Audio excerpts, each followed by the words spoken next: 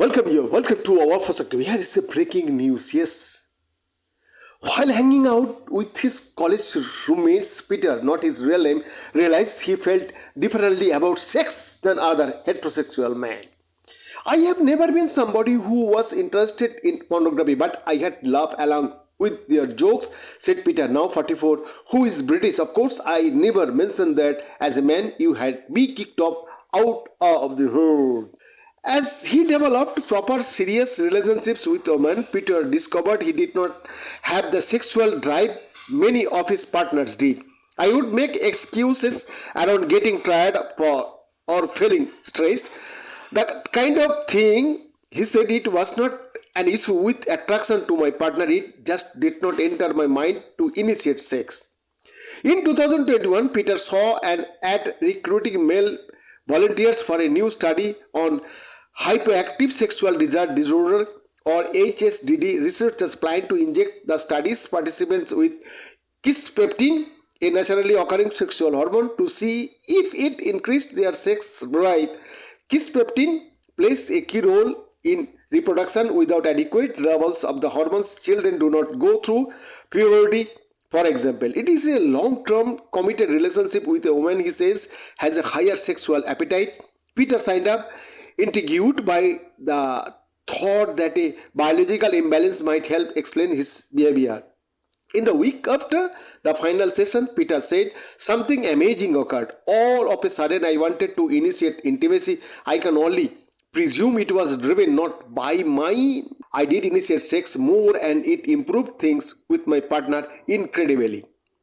Experts believe HSDD affects at least 10% of women and up to 8% of men, although those numbers may be low, said Stanley Alhop, a professor emeritus of psychology at Case Western Reserve University School of Medicine in Cleveland, OU, and executive director of the Center of Martial and Sexual Health of South of Florida.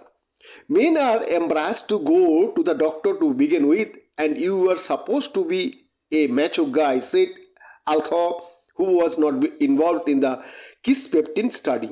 So it is difficult for men to say, hey, I have got a problem with my sex drive. That's why the majority of male patients I see with HSDD are sent in by their partners.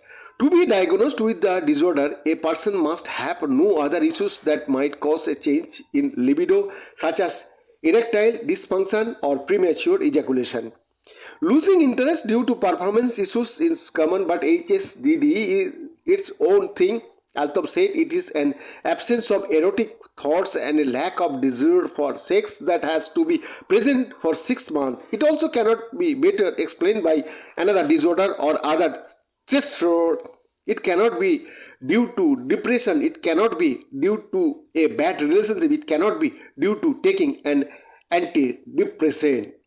One more key point, a man or woman must have clinically significant distress to have HSDD, said clinical psychologist Dr. Sarah Kinsberg, a professor in reproductive biology and psychiatric at Case Western. But some people are not bothered by their lack of interest in sex, so we would not treat them for HSDD, said Kingsburg, who is also chief of behavioral medicine at McDonald Women's Hospital and University Hospital Cleveland Medical Center. The women coming into my office are deeply distressed, she said. They tell me I used to have desire, but it is gone. I could not be on a desert island with no pressure. I just don't. I have the appetite. I want to back those women. Dr. Waljit Dhilo, a professor in endocrinology and metabolism at Imperial College London, has been studying the relationship between low sexual desire and the hormone kisspeptin for years, first in animals, then in people. Prior study by Dhilo of healthy men with no libido problems found giving them kisspeptin boosted levels of testosterone and luteinizing hormone, which is important for gonad function. His newest study, published in the journal JAMA Network Open in February, enrolled 32 men with verified HSDD. Peter was one of them.